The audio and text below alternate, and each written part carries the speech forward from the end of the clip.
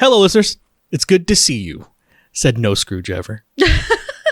And as you can tell, joining me as always is my talented and beautiful co-hostess, Voyse.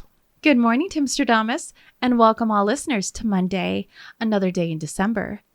So, Timstradamus, would you like to hear a Christmas joke? Hit me. Why does Scrooge love Rudolph the Red-Nosed Reindeer? Because Rudolph's nose looks like a ruby? Ooh, I like that. But it's because every buck is dear to him. Okay. Yeah. That's a very Scroogey answer. I agree with that. For all our new listeners, Voyse and I enjoy reading and talking about stories from the internet that are interesting, funny, and dramatic. Because of our love of stories, we've come together and created this channel to share with you those experiences. And hopefully give you some food for thought. Well, Voyse. Well, Timstradamus. What have you brewed for me today? I crafted for you my infused vanilla black tea, but I actually put together with a little bit of cocoa powder and some peppermint. Ooh. Oh, wow. That's fantastic. Do you like it? Yes, it tastes like I don't know what it tastes like. It's like a chocolate mint bar. I actually was trying to mimic a peppermint bark for the holidays. That's what that is in a cup. Yes. 5 out of 5. All right. My vision came to fruition. Well, while you go ahead and enjoy your minty concoction, why don't we go ahead and delve into these stories? For any listeners wanting to follow along, all story links are in the description below. For our first story. Am I the a-hole for telling my future daughter-in-law not to do it again instead of saying I forgive you? My eldest is going to get married soon, and I have a beautiful wedding dress that I have promised my daughter that she can wear. It's basically a beaded ball gown. I have issues with my future daughter-in-law. Nothing major, but she has spread words I didn't say. I'm only 44. At the beginning, I thought she was just misunderstanding what I was saying, or I did say something that made her mad, so I started to only interact with her through texts or when other people are around. I haven't had to use any of my messages until now. She tried to call me earlier this week, and I told her I was busy and to text it. I am glad I did. She wanted to use my wedding dress and do alterations to it. I told her no since I promised my daughter that it was hers. The next day, I got a ton of texts from family members about me not being welcoming and telling her that she isn't my kid. I got so many that I just screenshot the text and sent it to all the family. Whole family was upset she lied to them. I got on a FaceTime call with my son and her. My daughter was in the room during this. She gave an apology and I told her not to do it again. Now my son and her are pissed that I didn't say I forgive you. Am I the a-hole?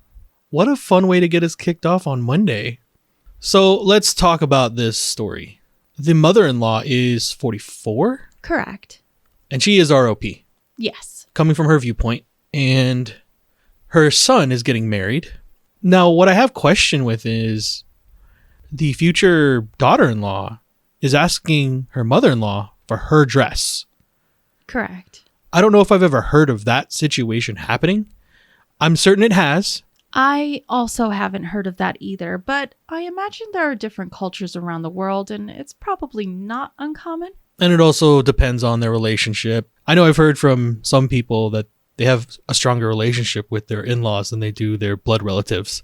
So that story might not be as unique as I think it is, but it is the first time I've run across that. I have to agree as well. I would just say that this is probably more unique, in my opinion, only for the fact that our OP is already pretty wary of her future daughter-in-law. I wonder why. Well, she says that she's twisted or spread words that she didn't say. Okay, because she makes a reference to that when she's saying, thank goodness I was able to get her to text this to me instead of us verbally talking. Correct. So and she covered her base. Yes, it's only through text or conversations with other people around to make sure that nothing gets skewed the wrong way. Okay, so she's already, the daughter-in-law has already built a reputation with our OP. Correct. I know that for me, I think that I have to lean on the side of our OP not being the a-hole. I can get where young adults would definitely want to hear from the OP that she forgives her daughter, her future daughter-in-law. But they have to understand that she doesn't owe them her forgiveness. What she ended up giving them, I think, in my opinion anyway, was better than a forgiveness. It was a second chance, because ROP could have definitely just cut her off completely. And I think a lot of people would second that and go, you have a reputation of this, and now you tried to come after me within my family structure. So she's lucky that it didn't get worse. Take that second chance, become a better person. The consensus on Reddit is that our OP is not the a-hole. In fact, there were some commenters that actually asked our OP, what's your daughter-in-law's agenda here? What's her end goal? And our OP says she has no idea. This is just how it's always been.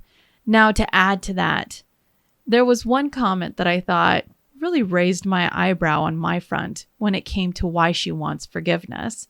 And the commenter says, she probably wants the forgiveness wrapped in the dress, to show that OP has really forgiven her. Wow. I didn't even think about it from that angle. Neither did I, but it really did raise my eyebrow, and then we got a bunch of chicken dinners inside the chat. People cooking with some different spices. People cooking with some different spices. I like that. Well, while we go ahead and cook with some Christmas spices here, let's go to our next story and see what you think about Christmas lists. Oh. Am I the a-hole for telling my child to ask for different things for Christmas? My wife, 40 female, and I, 42 male, have 3 sons and 1 gender non-conforming child, a 21 male, Terrence, an 18 non-binary, Sky, a 16 male, Jason, and a 12 male, Apollo, all fake names. Growing up, my sons all took interest in sports, such as basketball and such, and we attended every game.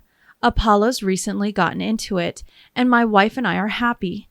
I myself used to play basketball for high school, so I'm happy my sons are following in my footsteps. My issue is with Sky. I can never get a connection with them at all.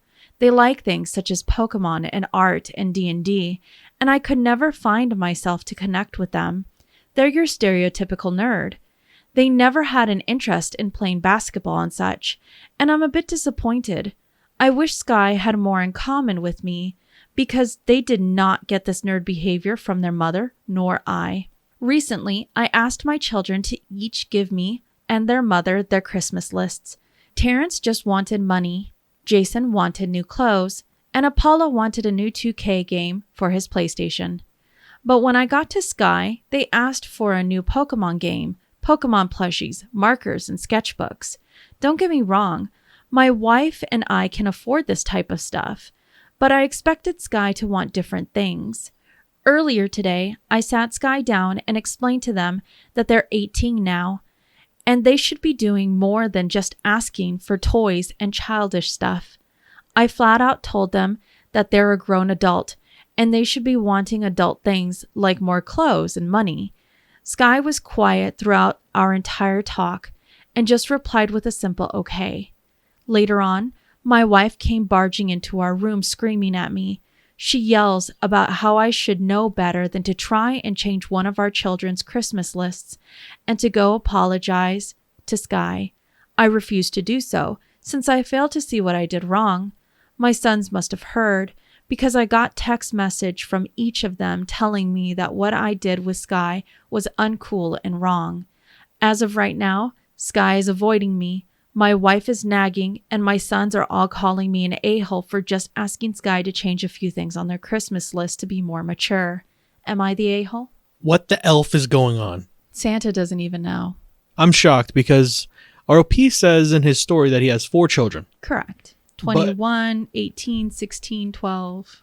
And his 18-year-old, Sky, ROP has a problem with.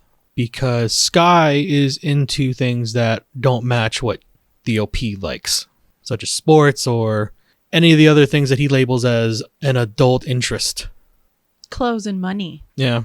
Apparently to him, that's what life boils down to when you're an adult. That sucks that he whittled Sky down to that. And to the point where when he was having this conversation with Sky, all Sky was replying back with was, okay.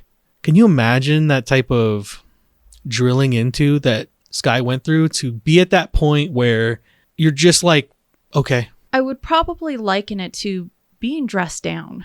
Yes, actually. It's a good way of putting it. The good part about this story is the rest of the family got to hear exactly what this OP did to Sky, telling our OP how big a-hole he is for wanting to force someone to change their Christmas list. Why go out of your way to tell them, by the way, what you like isn't something you should like? I'm just shocked that at your age, with as many children as you have, that you haven't just appreciated them for who they are. And when they give you lists, regardless of if they're 10 and they like Pokemon, or they're 18 and they like Pokemon, why can't you just accept that and be happy for them? Why are people so interested in destroying it when someone has it? Sometimes misery loves company. And that's really the only place I can come back to, is you just got to make other people as unhappy as you. In spite of you, it sounds like your family is a good one. Pull your head out of your ass, OP. Well, the consensus on Reddit is our OP is definitely the a-hole.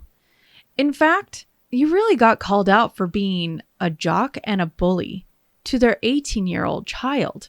They say they don't understand how it is that you could use and acknowledge the correct pronouns and preferences of your child, but then you turn around and you label them as a nerd and then say you can't understand them and then try and almost strong arm them through bullying tactics to get them to be how you want them to be. Now, I will say our OP did answer back to 2 specific comments. So let me go ahead and provide you with one of those comments that I read. They said, "Yikes. I already apologized and made amends to Sky, but I forgot to reply to the comments during the process. You're right. That is not cool. One thing I promised myself was that I was not going to end up like my father, and here I am doing the exact same thing he did with my younger brother. Sky did not deserve the way I talked to them, and from this point forward, I'll do everything I can to remind Sky that I love them just as much as their siblings, unconditionally." Now, to add more insight from Reddit commenters, they actually say to the OP, it sounds like you're trying to find ways to connect to Sky. And you need to acknowledge that that way is not going to be your way, which is apparently through basketball and sports. And it's not going to be through Sky's way, which is Pokemon and any other little geeky enjoyment that they have, whether it's D&D or art, but that it shouldn't be a chokehold to the things that you can connect with your children. That there's so much in the world that you can try and find something together. You actually need to have a talk with Sky and figure out what's the best for the two of you to connect with. Maybe make a new hobby together. Yeah, there's a lot of options. The only thing holding you back is you. Everyone is different. They're not supposed to be you. That's very true. Gotta appreciate the differences. Well, let's go ahead and walk away from this story that turned out pretty well in the end. And let's go to our next one. Am I the a-hole for kicking my boyfriend out of the house for my therapy sessions during the weekend? I, 23 female, go to therapy online on the weekends, while my partner, 23 male, goes in person during the week. I'm very particular about my therapists, and the one that I found doesn't have a proper office and decides pro bono when she'll take clients outside of her regular job. So she doesn't have a lot of hours available during the week, and I never am able to make any of them. Instead, I usually meet her online on Sunday or Saturday mornings at either 8 a.m. or 9 a.m. My partner is understandably annoyed by this because I usually ask him to not be at home while I'm having a session, since I want to have privacy and our walls are thin. Last week he had the flu, so I rescheduled the session, and this weekend he is considering taking a shift at work that lasts from 8 p.m. to 5 a.m.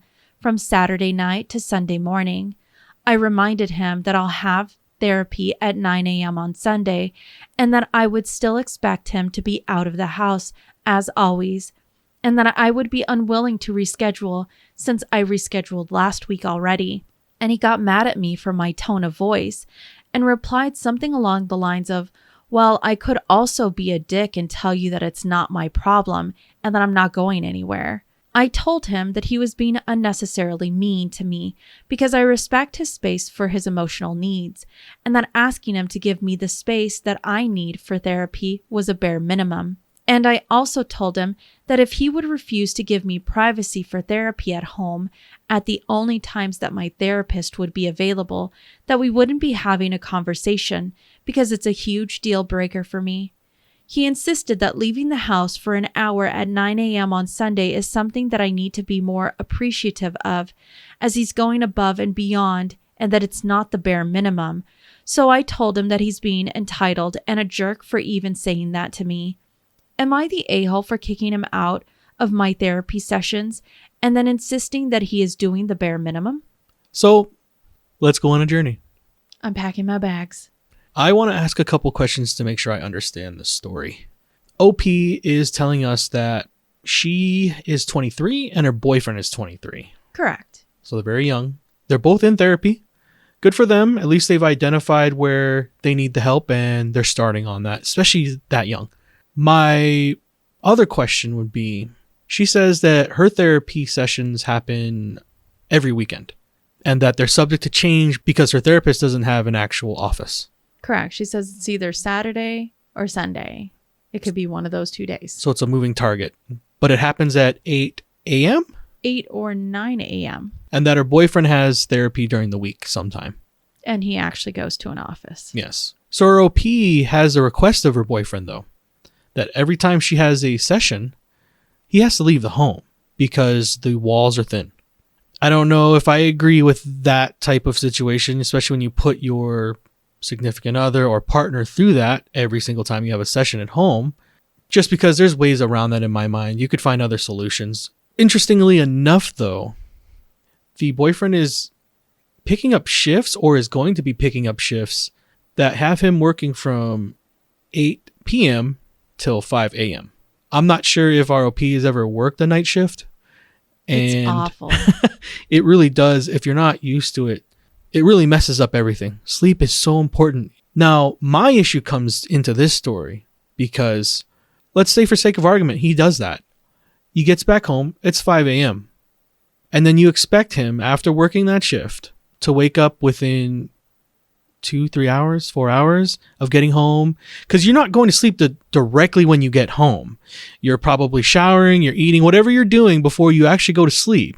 So he may not have even gotten any time when he puts his head down on the pillow before you're demanding that he get up and leave the home so you can have your session. Sleep deprivation is dangerous. I think you and your partner definitely need to have a sit down and come to a better solution for your anxiety over having him be in the home while you have your therapy. It's making things harder in the home. It's kind of counterproductive. Yeah, to the whole thing. Especially when you guys can just have a talk, move the dates and times to where it works for everybody. So in my opinion, OP, you're definitely the a-hole. Well, the consensus on Reddit is that our OP is the a-hole. In fact, there was a lot of individuals that really pushed back against the OP, saying your moves regarding all of this, the one that sounds pretty entitled and a jerk is actually you, OP. And our OP got so heated that I wasn't able to find their comments on the original throwaway account. However, it sounded like they actually started talking to Redditors through their actual account. Let me go ahead and provide you with one very long comment from our OP regarding all of this. Our OP says, "Wow, I didn't expect this to blow up so much, LOL. I accept that I'm the a-hole and being outrageous by calling his willingness to leave the house the bare minimum. But I also feel like I need to clarify a very, very important assumption that most of the people on this thread are making. We are not in the United States. We live in Northern Europe, in the suburb of a major city. Taking a walk or sitting in the park is not an option because it is snowing and between -1 degree Celsius and -5 degrees Celsius during the day. We definitely do not have a car, so sitting in the car is not an option, and there are no garages or back sheds in our vicinity, and the nearest public library is in the city center, which takes over an hour with 2 train connections, and there are definitely no private rooms available for booking, which is not a very common thing to do in the country where we live to begin with. Usually, he goes to the gym during my session, which is a 20-minute bike ride and inside of the nearest shopping mall/subway station. And this is a very big reason why the hindsight of planning 2 weeks in advance is important, because this is how we coordinate our calendar in general living so far from the city center. He has never taken a night shift with these hours, and by the way, still has not officially taken the shift, so it still isn't a requirement for him to sleep in that late. This is a really big reason why this scenario came up. Otherwise, I would have gladly come up with the idea to sit in my own personal private space a long time ago. Instead of assuming that there is emotional manipulation at play, please consider that not everyone lives with the same lifestyle that Americans are accustomed to, and that there may also be a genuine lack of resources and convenient, read, warm enough to prevent frostbite or within a reasonable commute private spaces. So, real quick, because she does outline why she can't do these things, but then how is it any different for her boyfriend? And that's where a lot of Redditors still came down on her and said, wait, so you found a bunch of reasons why this is inconvenient for you, but then you still expect that your boyfriend has to leave the home that he's supposed to be living and sleeping in to convenience you. How does that equate as being fair for both sides when the -1 degree Celsius or -5 degrees Celsius, that's still really cold regardless of whether you're one side of the story or the other? That doesn't affect her boyfriend? Apparently not. He doesn't feel it the same way? He's impervious. Yeah. It's only a 20-minute bike ride, but now you're saying it's a 20-minute bike ride for him in the snow? And we're not even putting into account how long those sessions may or may not last, right? Because she doesn't explain any of that. I feel that there might be a little bit of entitlement in there. And I understand that she's trying to make sure we understand that resources, the way they have them over in Europe, may be a little different than they are here. But what this story really does come down to is consideration and your lack of it. You can't put the shoe on the other foot and see it from your boyfriend's side. I understand that the fight that led into this wasn't great for both of you, but you're both 23. You escalated it because you said he tells you that the only reason why he replied back to you the way he did was because you had a tone to your voice. A lot of the time, it's not the message you're delivering, it's how you're delivering it. You have to be careful. Your tone does matter. And I'm not saying how he answered you was right, but apparently how you came at the situation wasn't either. You need to learn from those experiences. Now, I will say, throughout a lot of the OPs on their actual account, they really did get very defensive when it came to Redditors' comments and being called out. They did say that they do see how they were being outrageous, unaccommodating, and unappreciative, but were more upset with how people were making assumptions on the relationship based on their original post.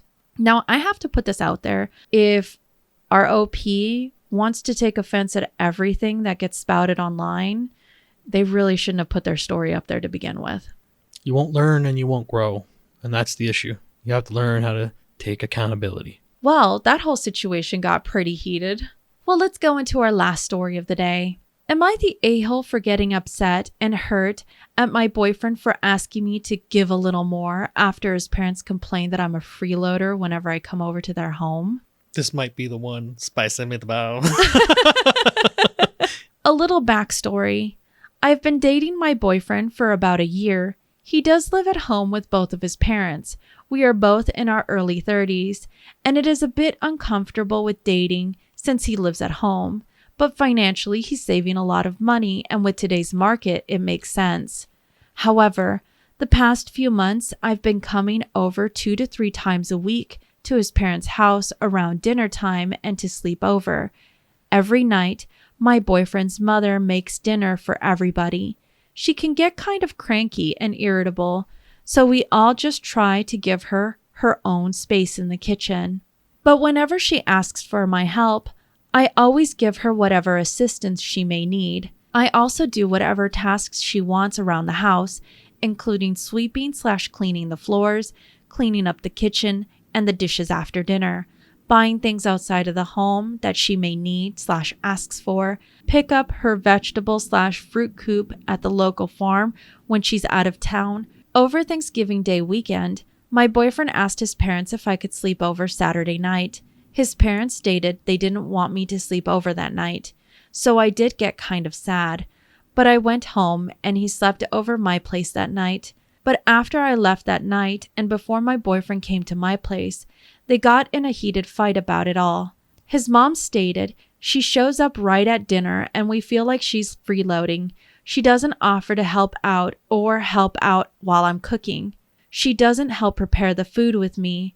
While his dad said, I don't like having her here because it feels like I can't be comfortable when she's around. My boyfriend said he did defend me during this argument with his parents. He said that he listed off things of how I helped her in past instances and gave examples of how I always clean up the kitchen and I always do everything she asks of me. But what hurt my feelings is that my boyfriend wants me to give a little bit more and help out more just so she shuts up about it. But I find that insulting because I've done nothing wrong. Am I the a-hole for feeling insulted that I need to change? I feel like they are the ones who need to change and apologize. I'm just looking for some unbiased opinions about this whole situation. Thank you. No, thank you for giving us this story.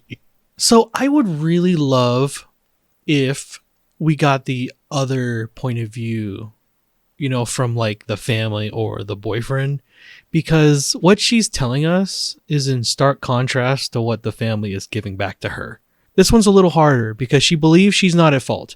And I think anyone who's had, let's say, grandparents, and you went over their home enough and you had that type of relationship with them, you've been accused of being a little lazy, more lazy than you should during certain times of the year, or events or tasks that you should be doing. But in your mind, you go, well, of course I've done these things.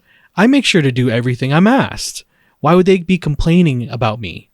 But in reality, what it looks like is you're just showing up right before dinner. And that's how people feel.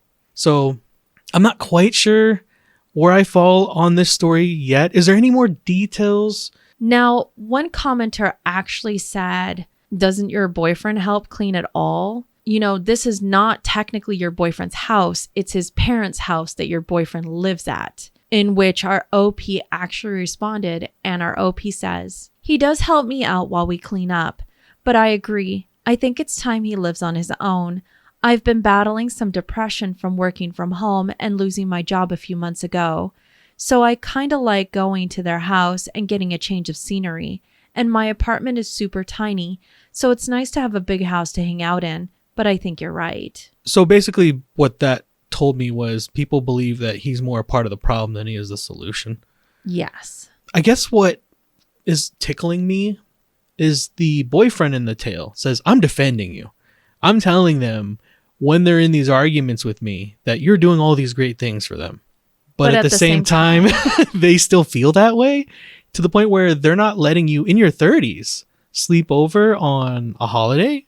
And they're at the point where they don't feel comfortable with you being in their home. That's what the father says. Correct. That's an interesting statement because when you do have someone around as often as ROP is, she says she's there 2-3 nights out of the week. That's a lot. She's eating dinner with them. So they are comfortable with her because you don't break bread with someone that much and have problems, I think. But there are. So who's right? Because the two factors are they think she's mooching and they can't be comfortable around her. What are you doing to the situation that's making the parents feel this way? I must know. That's how I make my answer. Could they be a little more accommodating as the parents in the situation? I don't think so. They've opened their door to you 2-3 nights out of the week. It's more like, how exactly does this family dynamic work?